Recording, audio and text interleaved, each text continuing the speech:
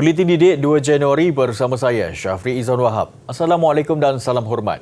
Gelombang penularan Omicron berkemungkinan besar akan bermula di negara ini seperti mana yang berlaku di negara-negara lain. Sehubungan itu, Menteri Kesihatan Khairy Jamaluddin berkata, strategi yang digunakan pakai adalah untuk memperlahankan penularan varian berkenaan antaranya melalui kawalan di pintu masuk antarabangsa. Menerusi ciapan di Twitter, Khairy berkata, selain kawalan di pintu masuk antarabangsa, pemakaian pelitup muka, pengudaraan yang baik serta penggunaan MySejahtera Trace juga pendekatan yang diambil bagi memperlahankan penularan Omicron. Katanya ada yang menganggap Omicron tidak seteruk varian Delta, namun kadar kebolehjangkitan Omicron adalah lebih tinggi. Jika penularan lebih tinggi, sudah pastinya kemasukan ke hospital atau unit rawatan rapi ICU akan meningkat. Semalam, Khairy memaklumkan penangguhan perjalanan umrah bermula 8 Januari ini berikutan peningkatan kes varian Omicron dalam kalangan jemaah. 966 kes dikesan berkemungkinan Omicron dari 21 hingga 29 Disember lalu dengan 78% dalam kalangan jemaah yang menunggu pengesahan ujian jujukan genomik penuh. Sementara itu, penularan varian Omicron perlu dibendung kerana dikhawatiri boleh mencetuskan risiko long COVID-19 atau kesan kesihatan berpanjangan antara 20 hingga 30% terhadap individu dijangkiti. Menurut Ketua Pengarah Kesihatan Tan Sri Dr. Nur Hisham Abdullah, Omicron sememangnya dilaporkan kurang ganas berbanding varian sebelum ini seperti Delta. Namun varian yang berasal dari Afrika Selatan itu mempunyai kemampuan untuk menjangkiti lebih ramai individu dalam tempoh singkat.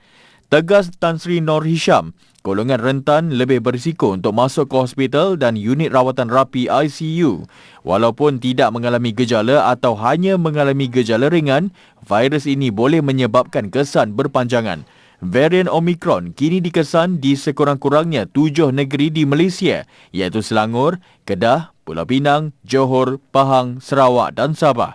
Hasil saringan dan pengesahan lanjut menerusi ujian jujukan penuh, Malaysia setakat semalam merekodkan 64 kes Omicron serta 5 kluster membabitkan varian berkenaan selain 35 kontak rapat di 12 daerah.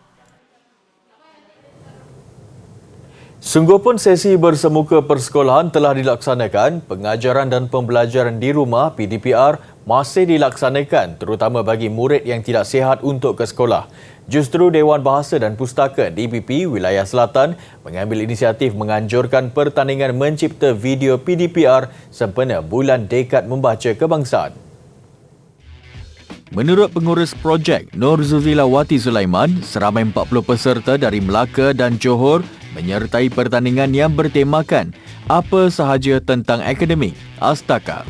Sebagai usaha dan sokongan kami kepada para guru yang sudah betul-betul lumus menghasilkan video PDPR demi untuk proses pengajaran dan pembelajaran di rumah.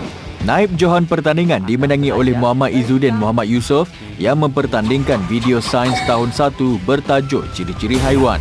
Sementara Nur Aisyah Othman pula merangkul hadiah tempat ketiga untuk nota imbuhan akhiran pelajaran Jawi tahun 3. Menurut Nur Zuzilawati, tiada johan untuk pertandingan terbabit berikutan kualiti video tidak mengikut spesifikasi pertandingan yang ditetapkan. Dewan Bahasa dan Pustaka Wilayah Selatan menyediakan ganjaran hadiah wang tunai. Sungguh pun nilainya kecil, namun kami berharap dapat memberikan sedikit senyuman kepada para guru yang sudah susah payah menghasilkan video-video PDPR demi untuk memberikan ilmu kepada anak-anak bangsa kita. Naib Johan memenangi wang tunai RM1,000. Tempat ketiga mendapat RM500, sementara 3 pemenang sagu hati masing-masing menerima wang tunai RM300. Pertandingan mencipta video PDPR bukan sahaja untuk mengasah kreativiti guru, malah sebagai penghargaan kepada kesungguhan tenaga pengajar ini mengharungi jerih perih mengajar dalam waktu sukar ketika negara dilanda pandemik COVID-19.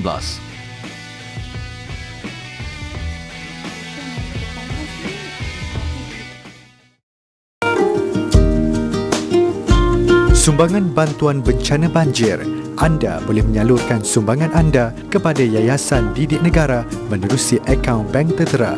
Sumbangan berbentuk barangan pula boleh disalurkan ke Pusat Pengumpulan Barang YDM.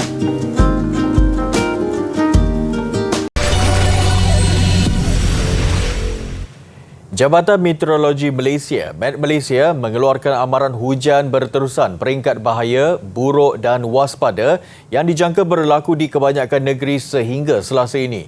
Menerusi kenyataan yang dikeluarkan, Met Malaysia memaklumkan negeri-negeri itu yang dijangka terjejas ialah Johor, Pahang, Negeri Sembilan, Melaka, Sabah, Kelantan, Terengganu, Perak, Selangor, Kuala Lumpur dan Putrajaya.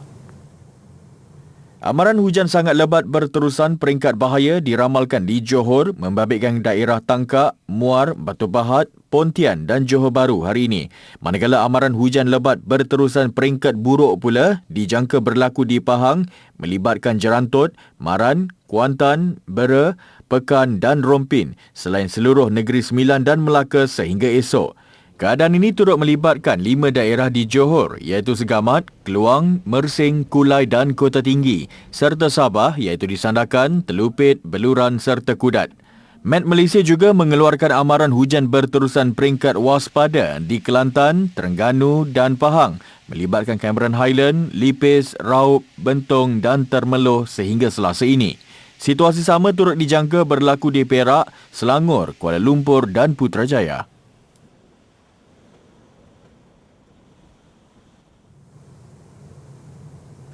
Kira-kira 2,000 pakaian sukan dikumpulkan dan diserahkan kepada mangsa banjir di kawasan Hulu Langat, Selangor siang tadi. Sumbangan menerusi misi bantuan pakaian sukan untuk mangsa banjir itu dicetuskan oleh kumpulan pengamal media sukan tanah air. Kesemua pakaian ini adalah sumbangan daripada peminat sukan dan bekas atlet negara. Misi yang diketuai Datuk Jasni Syafi ini disertai oleh beberapa kenderaan pacuan 4 roda daripada pasukan penganjur acara pacuan 4 roda terbaik antarabangsa Rainforest Challenge RFC. Antara barangan yang disampaikan ialah pakaian sukan, kasut dan beberapa pakaian wanita yang disumbangkan oleh peminat-peminat sukan dari seluruh negara serta bekas atlet. Kita dapat sampaikan kepada khususnya kepada anak-anak muda lah yang mereka memerlukan pakaian sukan. Ada pakaian sukan terpakai, ada pakaian sukan baru. Misi ini yang dilancarkan 2 minggu lalu bertujuan membantu mangsa yang kehilangan atau kerosakan harta benda setelah dihanyutkan air. Pakaian ini ditempatkan di 4 lokasi iaitu di Pekan Batu 14, Pekan Batu 18, Kampung Jawa dan Kampung Sungai Lui. Ini kami datang sini sebab ada cikgu-cikgu kata kat sini ada barangan bantuan macam kasut sukan dengan baju sukan. So kami datanglah ambil kesempatan dekat sini.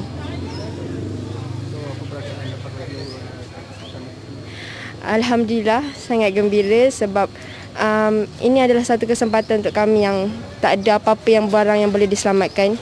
Jadi sangat bersyukurlah dengan pemberian yang diberi. Kampung sini memang ramai remaja belia-belia yang kehilangan barang-barang sukan lah. So daripada sumbangan ni amat bermakna lah bagi diorang kan. Dari situ nak ucapkan terima kasih banyak-banyak lah. So lepas ni diorang boleh teruskan bersukan macam biasa. Misi ini akan diteruskan ke negeri lain yang terjejas jika sumbangan mendapat sambutan dari orang ramai.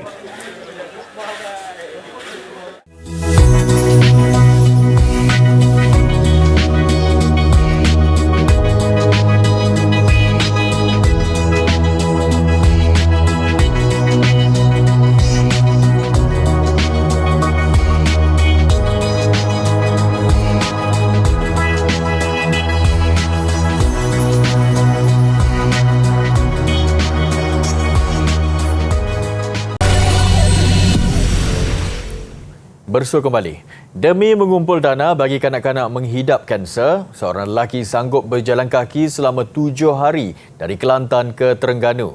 Mukhlis Ilyas, 58 tahun, memulakan perjalanan sejauh 170 km bermula dari Kota Baru, Kelantan sejak 25 Disember lalu bersama sebuah troli yang ditolak sepanjang perjalanan. Katanya, ekspedisi itu adalah pengalaman kedua yang dilakukan selepas rekod pertama berjalan dari Bandar Penawar, Desaru, Johor ke Kuantan, Pahang 2 tahun lalu. Kempen yang dilakukan itu turut mendapat perhatian dan sokongan individu yang menyalurkan derma secara dalam talian.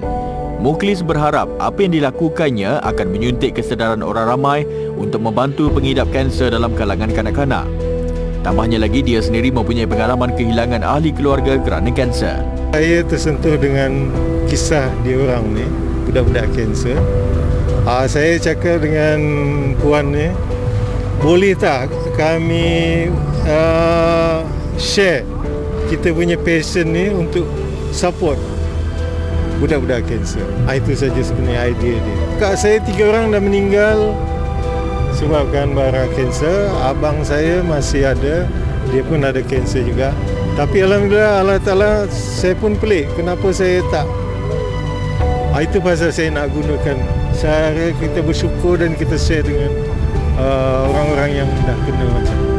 Sementara itu, pengerusi Kumpulan Ibu Bapa dan Sokongan Anak-anak Kanser, KIDS, Hamidah Tajuddin berkata, KIDS kini mempunyai hampir 1,000 ahli sejak ia ditubuhkan pada 2016. Katanya, sokongan daripada orang ramai amat diperlukan kerana ada antara mereka yang berdepan tekanan emosi menjaga anak-anak yang menghidap penyakit kanser. Selain itu, mereka terpaksa menampung kos rawatan yang tinggi serta bebanan perbelanjaan harian. Kita nakkan support daripada keluarga dan kita keluarga yang memahami anak kanser. Jadi itu yang kami tubuhkan. Bila kita tubuhkan dan kami fikir sebab ramai HKL, ramai di kalangan keluarga yang memang memerlukan support, memerlukan keuangan sebab HKL satu Malaysia kan. Kalau misalnya yang ni pun kronik pun dia akan hantar ke HKL. Jadi daripada situ share daripada parent-parent yang memang kurang berkemampuan. Lepas itu kami daftar dengan ROS dan kami cuba bantu mereka yang dalam kesusahan. Muklis bercadang untuk menyambung niat asalnya yang tergendala sebelum ini disebabkan pandemik COVID-19 yang melanda seluruh dunia dengan melakukan ekspedisi yang sama dari Madinah ke Mekah.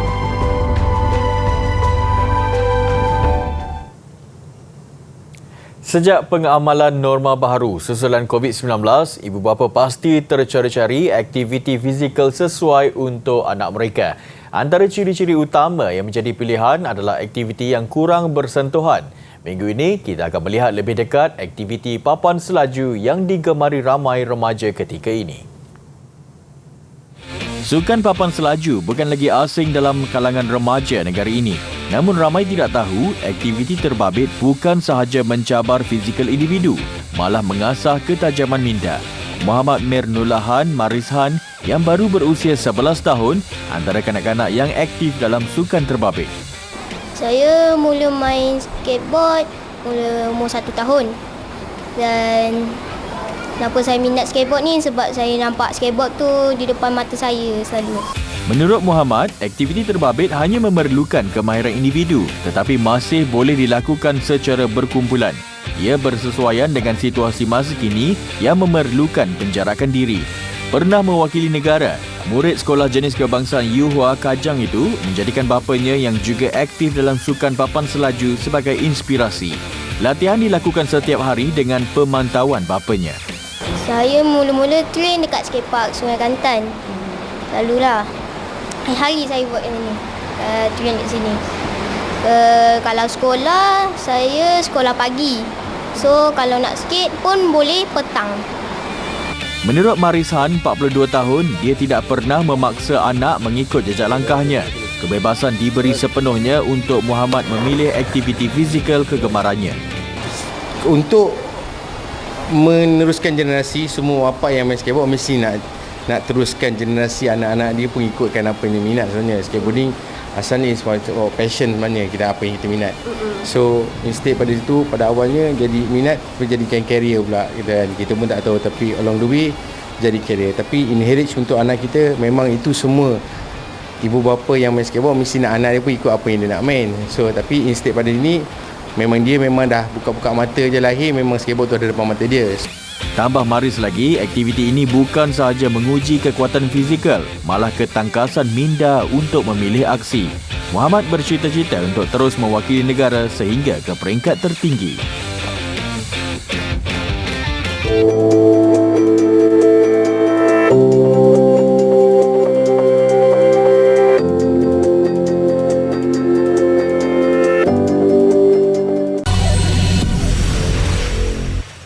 Sukan. Thailand sah bergelar juara Piala AFF edisi 2020 selepas Gah mengatasi Indonesia menerusi agregat 6-2. Perlawanan akhir kedua yang berlangsung di Stadium Nasional Singapura berkesudahan dengan keputusan seri 2 sama. Namun dominasi yang dicipta Thailand pada perlawanan pertama nyata sukar untuk digugat Indonesia yang terus kempunan untuk mencipta kejuaraan. Indonesia turun tanpa 4 pemain utama yang digantung selepas melanggar peraturan ketat COVID-19 di hotel penginapan pasukan. Turun dengan misi cukup sukar selepas dibelasah 0-4 pada pertemuan pertama, Indonesia bermula baik membuka jaringan menerusi percubaan jarak jauh Ricky Kambuaya seawal minit ke-7. Thailand berpeluang untuk menyamakan kedudukan pada minit ke-12 namun sepakan Supachok Sarachat sekadar menggegar palang gol. Ketinggalan 0-1 tamat separuh masa, usaha Thailand akhirnya membuahkan hasil. Ia selepas Adisak Kraison menjaringkan gol penyamaan pada minit ke-54. 2 minit berselang, giliran Thailand di depan yang menyaksikan Sarat Syorian meletakkan kedudukan 2-1. Indonesia tidak mengalah, sebaliknya mengikat kedudukan pada minit ke-80 hasil sentuhan Egy Maulana. Begitupun kedudukan 2 sama sehingga whistle penamat jelas kekecewaan buat Indonesia gagal untuk mencipta kejuaraan sulung. Sebaliknya, pesta Camp Thailand yang menjulang trofi buat kali ke-6. Dalam pada itu, kejayaan yang diraih Thailand pastinya disambut cukup bangga pengendali pasukan Alexander Polking. Manakala tidak, pelbagai kritikan dilemparkan kepadanya sejak kempen bermula dan segalanya dihadapi dengan tenang sehinggalah Thailand mengesahkan status selaku pasukan nombor 1 Asia Tenggara. It's a prestige tournament. We want to be the number 1 in Southeast Asian. But we also want more than that. We don't want to win here and then go to the Asia qualifiers or to the World Cup qualifiers and don't have a chance. And what I can tell you is a lot of work, of course, but we have to believe. ก็ก่อนอื่นก็ต้องขอบคุณโค้ชแล้วก็เพื่อนร่วมทีมสตาฟผู้จัดการทีมแฟนบอลทุกคนมีส่วนเกี่ยวข้องแล้วก็สิ่งที่โอเคแหละผมอาจจะได้แชมป์ครั้งนี้เป็นครั้งที่3แต่เมื่อครั้ง2014 2016มันเป็นอดีตสำหรับผมไปแล้วอะไรเงี้ยสิ่งที่ผมอยากจะบอกก็คือว่าการที่ผมได้รับเลือกมาเล่นรายการนี้มันก็ทำให้ผมพิสูจน์ตัวเองขึ้นอีกระดับหนึ่งในการที่ Ini kejuaraan ke-6 Thailand bergelar pasukan nombor 1 Asia Tenggara sekaligus melebarkan jarak meninggalkan pencabar terdekat Singapura dengan 4 kejuaraan selain Vietnam 2 kali dan Malaysia sekali pada 2010. Beralih ke perkembangan Liga Perdana Inggeris, 3 perlawanan berlangsung bagi aksi ke-21 dengan pertemuan Arsenal menentang Manchester City menjadi tumpuan. Jaringan minit akhir Rodri mengecewakan Arsenal yang terpaksa akur dengan kekalahan 1-2 kepada City. Arsenal yang menguasai perlawanan sejak dari awal ceria memecah kebuntuan menerusi jaringan Bukayo Saka pada minit ke-31. Manchester City kemudian dihadiahkan sepakan penalti dengan Riyad Mahrez kembali menyamakan kedudukan pada minit ke-57. Kehilangan Gabriel yang dilayangkan kad merah 2 minit berselang memberi kelebihan kepada City dengan Rodri muncul wira menjaringkan gol kemenangan di penghujung permainan. Turut mengutip mata penuh Tottenham Hotspur yang berjaya mengatasi Watford 1-0. Gol tunggal perlawanan hadir di penghujung permainan selepas Davinson Sanchez menanduk masuk sepakan percuma Son Heung-min. Sementara itu, kebangkitan yang cuba dilakukan Crystal Palace tidak menjadi kenyataan selepas terpaksa akur dengan kekalahan 2-3 kepada West Ham United. The Hammers mendahului 3-0 pada babak pertama menerusi jaringan Michail Antonio dan 2 gol Manuel Lanzini. Palace bangkit mengejar bermula dengan jaringan Odsonne 2 sebelum Michael Olise menjaringkan gol kedua. Namun agak terlambat untuk kemenangan 3-2 memihak West Ham.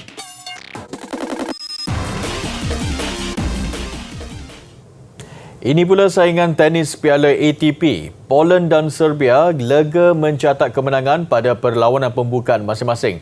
Poland mengatasi Greece dengan kemenangan 2-1 dan keputusan sama turut dilakar Serbia ketika menundukkan Norway dalam saingan kumpulan A.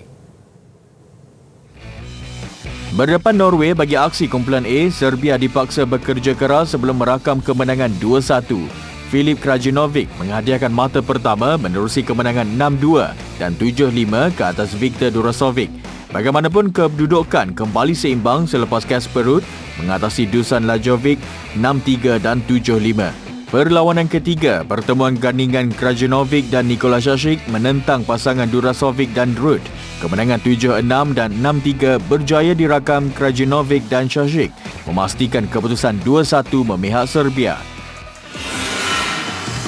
Sementara itu dalam aksi kumpulan D, keputusan sama turut dilakar Poland ke atas Greece. Kecederaan yang dialami Stefanos Tsitsipas menyaksikan Greece menyenaraikan Aristotelis Thanos yang nyata sukar untuk mengatasi Hubert Hurkacz dengan keputusan 1-6 dan 2-6. Dan Poland terus ceria mengutip mata kedua, kali ini menerusi Kamil Majchrzak yang mengatasi Mikhail Pervolarakis, menang straight set 6-1 dan 6-4. Tsitsipas hanya dapat menepus kekecewaan selepas gandingan bersama Pervolarakis mengatasi Hurkacz dan Jan Zielinski 6-4, 5-7 dan 10-8. Aksi wingsuit melalui kawasan Piramid Giza mengakhiri buletin didik malam ini. Saya Syafri Izan Wahab, salam hormat, Assalamualaikum dan jumpa lagi.